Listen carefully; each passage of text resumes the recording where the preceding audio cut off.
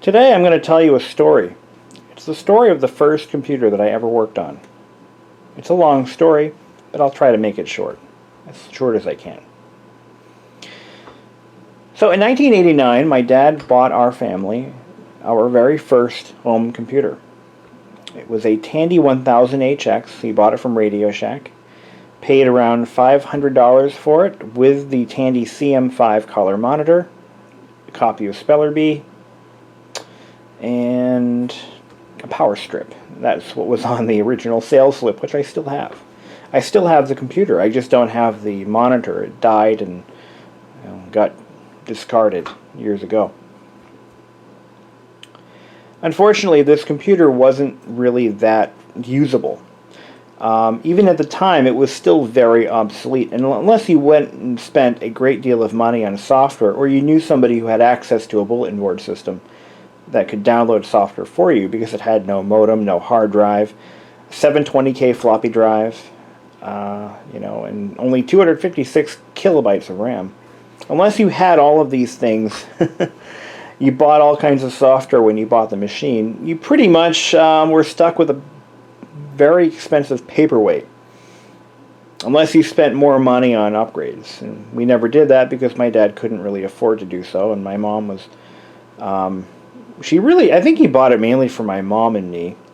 But neither of us had enough of an interest to really justify, putting money into it. Remember, in 1989, I was 5 years old, and I wasn't really into computers. I was into being a 5-year-old, which is something that kids today, unfortunately, aren't able to experience, it seems. So when I was 5 years old, I lived in the city of Nashua, New Hampshire. It wasn't really that safe back then, but it was safer than it is today. And I was able to go outside and play with my friends and not worry about getting kidnapped. Kidnappings were pretty rare. Anyway, so I was more interested in having fun, riding my bike, playing with my toy red wagon, just enjoying life as a 5-year-old kid. So I never had really any interest in learning how to use the computer so much. Although I did I played Speller Bee a few times on it, and I made a few drawings and art paint, but that was it. And Deskmate, a Tandy Deskmate, had a utility called Art Paint. It was like it was like an older version of MS Paint, and because we had no mouse, I had to use the arrow keys to guide the. It was like playing with a digital Etch-a-Sketch in that regard. So anyway, by the time I went into primary school, grade 1 through 5 or so, we really didn't do much with computers then. We did some typing, and it was always done on an Apple II, or by the time I hit middle school, it would have been a Mac Classic or an LC2. So at school, everything was either Apple or Mac. At home, I had this Tandy that ran DOS 2.11, so I really wasn't into computers. I mean, you can see why. I'm painting a picture here, much like these fish are giving us a nice visualization. So when my neighbor, John the Junkman, came home with a computer, see, he worked for the town dump, and he could bring home anything he wanted. Lawnmowers, electronics, tools. I mean, he brought home some of the craziest stuff. And he came home one time with an Ericsson PC. Now, because I was interested in electronics, I was getting into like VCR repair and just fixing toy trucks, and I was a tinkerer. I wasn't really a genius. I was a tinkerer. I just liked to play with things and learn how they worked, learning how to use tools and soldering equipment. And that's what I did. That was my fun. When I wasn't playing with friends, by the time I was 9 or 10 years old, I was trying to fix things. I got into fixing lawnmowers and small engines when I was that age. So anyway, John the Junkman gave me this PC because he knew I liked electronics. And before I knew it, I'm like, wait a minute, this could be better than what I have. It had the original color CGA monitor and a original XT compatible keyboard. It was the Ericsson brand keyboard. Everything was original. Ericsson monitor, keyboard system. Ericsson, by the way, as we know now, is owned by Sony, and they were primarily known for their mobile phones, at least in the United States. But in Sweden, where they manufactured their stuff and where they were headquartered, they were much more than that, as far as I understand. But mostly into telecommunications and, to a certain extent, computers. So this Ericsson PC was basically a Swedish XT compatible. Upon pulling the cover off at some point, well, I'll get into that later. So we'll start off here. So I didn't know jack about DOS. I didn't know how to use DOS. I didn't even know how to use a computer. I really didn't. I was 11 years old and I really didn't know how to use a computer. Maybe I was 12 by then. Anyway, I had to learn though, because I knew that in order to succeed in life, I needed to know how to use a goddamn computer. So I got in touch with my neighbor, another neighbor, who was he was a computer buff from the early days. He knew how to program in BASIC, and he knew how to do anything you ever could want to do in DOS. A gentleman by the name of Mac.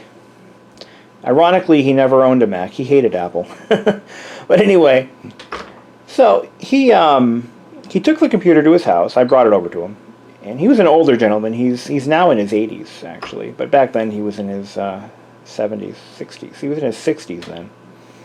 And he took the computer and he brought it over and said, "Here, it's all set." And I installed such and such. I didn't know what he was saying. I'm like, yeah, whatever, okay. Thank you. So I turn it on and I get the blinking C cursor. I'm like, okay, what does that mean? So I had to learn really fast how to use DOS commands. He gave me a couple of books. One of the books I still have, and I'll get to show it to you in a minute. I think I still have it. And he even gave me WordPerfect. He put WordPerfect 5.1 on it, and he put DOS 3.1. DOS? I think it was DOS 3.0. Yeah. And that was pretty much it. He threw on a couple of other utilities. He only had one game. I asked him, can you put games on it? I was a kid, you know. Can you put games on it? I want such and such. I'm like, he's like, I don't have anything, but I'll give you what I have. Okay, great. So he put a couple of games on it for me. Nothing serious, nothing amazing. One of them was Turbo Champions. I actually contacted the. I found the guy who made the game. I remembered his name. It was really unique, and I looked it up, and it turns out he's still around. But anyway. So he put Zaxxon and Pango, some very early DOS games on it. And slowly but surely, I would call him up and I'd say, hey, I want to do this. And I was on the phone with him constantly. Like, he'd walk me through what DOS commands to use, what syntax, what switches, and he really was very good at explaining some basic DOS commands, at least to get me started. And I was very thankful for that. Until one day, I decided, gee, I want to see what's inside this computer. Now, I got it working. Everything was working fine. He did a great job in setting it up. I was starting to learn how to use WordPerfect. I finally got a printer for it, an old Fujitsu DX2400 wide carriage 9-pin dot matrix printer. I got that working. I got that working with WordPerfect 5.1. Times were good. And I was starting to, learn how to make. I actually got a utility that allowed me to make calendars and print out notes and stuff using the print screen command, and it worked pretty well. I had a little lawn mowing business, and I was starting to use the computer for invoicing and tracking, the dates and times that I would mow people's lawns. I had like 5 clients, but what the hell? I was an entrepreneur, right? So, long story short, I got interested in how it worked. I'm like, what's inside this big metal box? And that moment, which at the time was an error in judgment, actually got me started and eventually snowballed into my career today, which pays me well enough to be able to own a brand new car whenever I feel like it, and own a condo, and pay a crap ton of money in electricity to run all the cool stuff I've got. And it was because of that one mistake that I made that actually got me going. And what really helped me the most is that my parents weren't wealthy. So I had to be creative. I had to learn things by seeking answers. Eventually, I started getting books from the library on basic computer repair. That is how I started, and that is how I learned everything I know. I don't do a lot of computer technical videos because I feel that I don't present my information well, or as well as others. So whenever I do a video on anything technical, I get 100 million people saying why I did it wrong, or here's what I missed, or here's what I should have said. But what's really annoying about that is I know a lot of those things, but I don't present my information very well. It's just, I'm not a presenter. That's just not who I am. I try to squeeze as much information into videos without boring people. You know, anyway. So the mistake I made that started my career was this. So I opened the metal box, didn't know what I was looking at. I looked down in there and I'm like, ooh, this looks cool. This is what was in there. This isn't the actual drive, but it was actually the same model, I think. This is a typical hard drive that you'll find in a mid-1980s PC clone. This is a Seagate 5 1/4 inch, half height. Full heights were twice this size. This is a, I don't know what size this one is in particular, but the one I had was a 30 megabyte drive. This is what they look like. And I'm looking at this box, I'm like, what the hell is that? And what does it do? And then I saw screw heads. Bing, bing, bing. And what did I have a lot of? Screwdrivers. So I popped it open.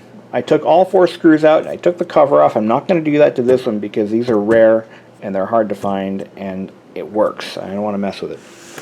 But I took the cover off and I saw these big shiny discs. I'm like, ooh. And it looked like a mini record player. I'm like, this is interesting. I wonder what that's for. So I start spinning the disc with my finger and like, ooh, and I, start having fun with it. And then I'm like, well, I should probably put it back together again. And I screwed it shut, put it back into the case, turned the computer on, and guess what happened? OS not found, or something along those lines. And at that point, I knew I was in deep, deep, deep trouble. I'm like, what the hell have I done? So I called up my friend Mac, who referred me to this book. Actually, that book is missing. Well, I had this one. And my sister drew all over it. Thanks, Katie. Appreciate that. He gave me this book. And he says, well, here's what you got to do. Inside this book, yeah, she drew all over it. I don't know why she did that to my book. Oh, the box anyway. Inside this box is another box. This is what started my lifelong passion for computer repair and support. This is the actual book, the actual reference book that I used. One of them. There were 2. The other one was an IBM spiral-bound manual, but these were the original discs that I used to reload my machine. This is the actual book that I used.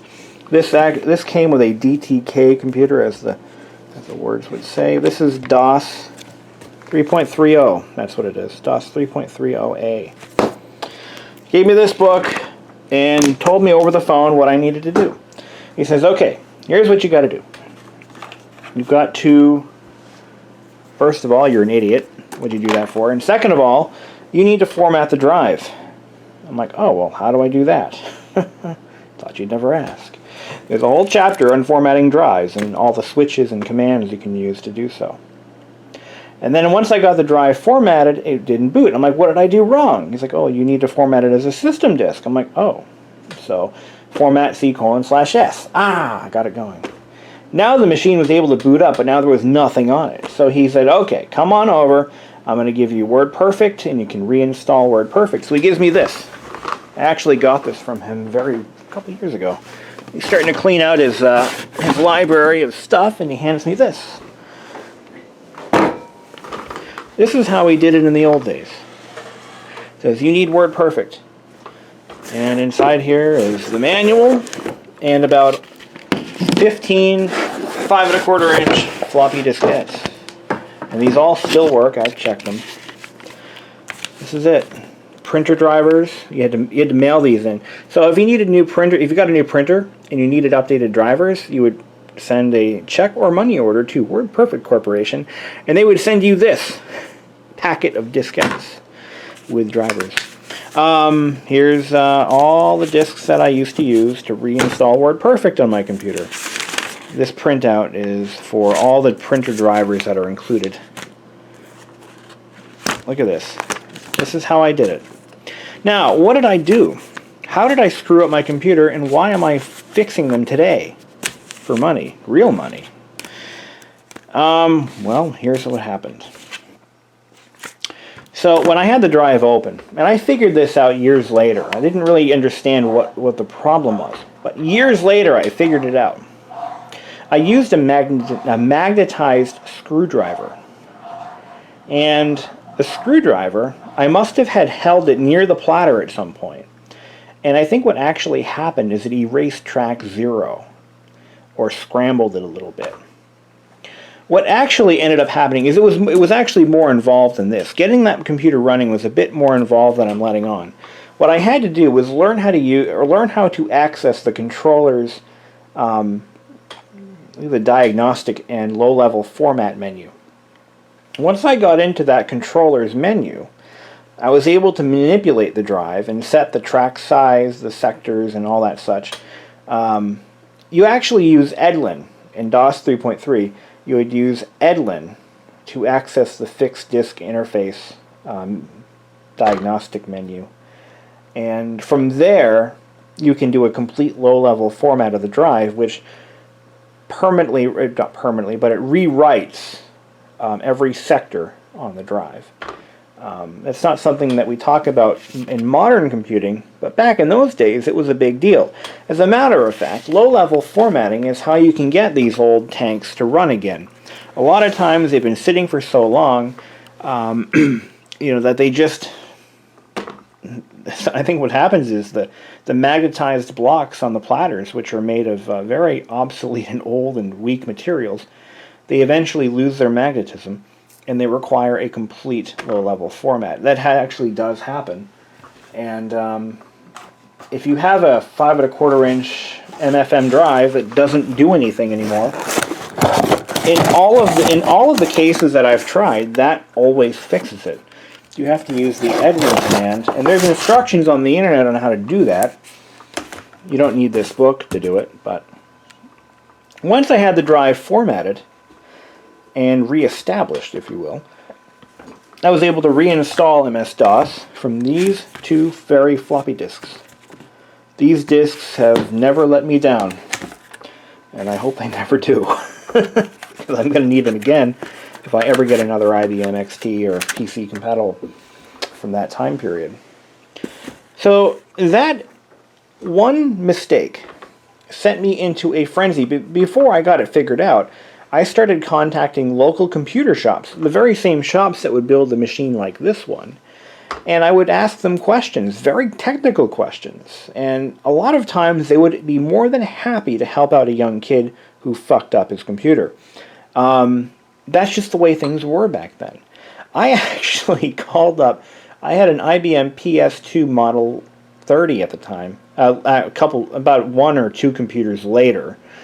And that computer was, I needed help with it. I called IBM. Who else would I call? Your name's on the box, help me out. So I called IBM, and they actually would walk me through things. If I needed some major assistance, they would actually help. And you would get a person in America. It was a different world. So Mac became my lifeline. So whenever I needed help with the DOS commands, he would help me understand them. And because of the amount of support he gave me, once he got me started, it's like once you get started and you start to put things together in your mind, eventually you can then start gathering information on your own. It's like you start a snowball, a little snowball, and then you push it down a hill. Without your assistance, that snowball gets bigger, bigger, bigger, bigger. And eventually it can crush a car that is on the other side of the street at the bottom of the hill. Whoops. So, you know, for what he did to me, what he did for me, is he got me started. He gave me a few tips and tricks and gave me some of the materials I would need to get started in learning basic DOS commands to fix a mistake that I made. And eventually, I realized I needed to start making hardware modifications. And how do you do that? You know, I knew nothing about the hardware in there. I knew nothing about any of it. I didn't even know what an IRQ was, and I don't think many newer techs do either. But I didn't know that either. So I'm like, what do I do? So I started going to the town library. It was a 4 or 5 mile bike ride one way from where I lived, and I did it. I did it several times. One complete summer was spent either at my house in front of a screen or at the library pulling books from shelves. That was the summer I turned 13, I think. And it just became a daily thing for me. I needed to learn more. So I checked out at one point every single book they had on computer repair. I think I did one at a time, of course. And I just started reading them. I eventually bought my own book, Peter Norton's Guide to Computer Repair. But it turned out the book was more of an advertisement than it was a reference material. The book really spent a lot of time selling goods and services from other companies rather than... and of course, I didn't have the internet by this point. I still didn't have the internet until May of 97 is when I got the internet for the first time in my house. So, short story long story short, that first mistake, the first computer that I ever worked on, the Ericsson PC, was what actually started me in my career. And it was from one mistake. One mistake. And I was the only one who could fix it, because I was the only one who knew about it. I never told my parents. It really wouldn't matter. They didn't buy the computer. They just let me have it in my room, that's all. It's amazing, though. It's amazing how you know, you look back at where you started, and, I mean, I don't proclaim to be any sort of... I mean, hell, I still struggle with Unix. I am not an engineer. I'm not as good as V Westlife is. I mean, you know, people like that, I mean, they probably had more initiative when they were younger than I ever did, because they really wanted to go further with it. I honestly wanted to spend my life solving problems, and that's kind of what I do. Big problems, little problems, I solve problems. And I may not do it by the book, but I do get it done. My job today, which I really do, I thank all of my success to that one hard drive that I killed in 1996. Was it 96? Yeah, I think it was about 96 or 7. 96, yeah. That one drive that I killed in 1996 is what got me started in doing what I do now. I currently support roughly 4,000 devices. I'm the only person who does hardware repairs, and I do a lot of them. It's because when you have 4,000 devices, at any one point, you've got about 5 of them that are broken. And I'm able to keep up, more than keep up with the demand, which is really helpful. When you've been doing something for so long, you can just fix things without even opening your eyes. It's just, eventually, it just becomes a monotonous thing. You know, I know exactly what fails on what product and how to fix it. You know, I can tell you that 17-inch Intel iMacs are known for 2 things: displays and hard drives. You know, at one point, I think I spent an entire year just replacing displays in 17-inch IMAX. The Intel ones. The G5s had the same problem, I believe.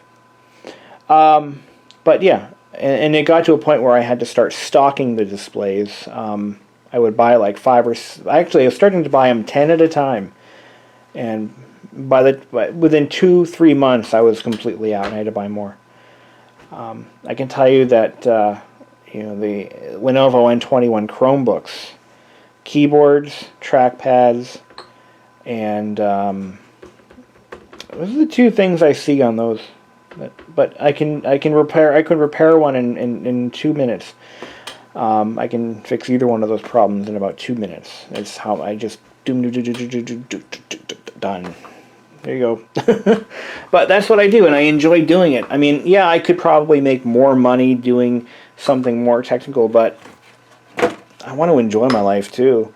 I mean, I watch people, who have more knowledge than I do, and there's a lot of people that have more knowledge than I do. I'm aware of that. I'm not that pig-headed. I know what I know, and I know what my limitations are. But people who support network infrastructure, for example, that's a stressful job that I don't want. I could, just as I learned how to fix PCs, I could learn how to manage a network.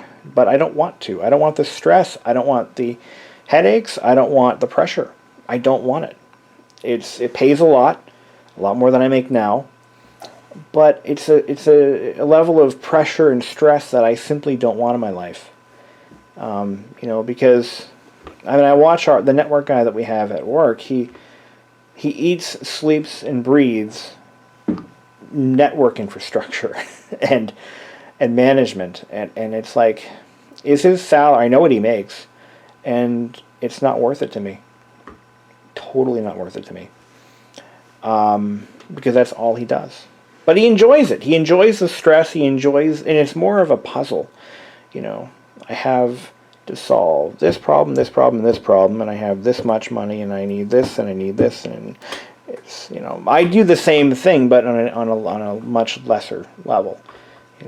I do a lot of purchasing. I do a lot of research on new products. Not as much as I should, but I do. That's a lot of what I do. I do repairs. I maintain parts inventories. I maintain an inventory of equipment, and I handle the service tickets that come in. That's just what I do, and I love doing it. Even though I know it's an entry-level job, and in some circles it's considered like the lowest form of IT job you can take, but I love doing it. I don't see myself doing anything else. If I ever wind up out of work, I've been there for 10 years now. I built up a pretty healthy retirement account. So if something happens to my job, I have enough money to figure out what plan B is. But for right now, I just love doing it. But it all started in 1996 on an Ericsson PC in my bedroom. And from one mistake, if I didn't do that, if that didn't happen, if I didn't get that computer, if I didn't have the neighbors that I had, the one who not only gave me the computer, but the other neighbor who I actually got help from, if I didn't have those 2 people in my life, I don't know where I'd be today.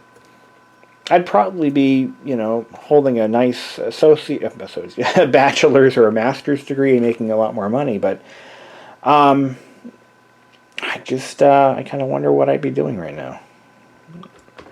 I certainly wouldn't have this YouTube channel, because it was actually that other neighbor, the one who gave me the original Ericsson PC. He was the one who got me into collecting computers, because he would bring home some real antiques, and at the time there were early 80s machines, and I'm like, wow, that's pretty cool.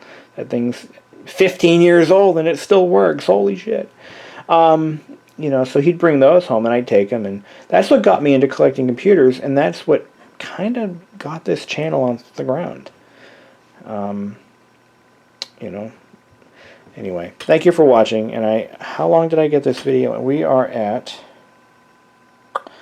only 16 minutes since I last stopped the video, so that's not too bad. Thanks for watching. Keep on keeping on.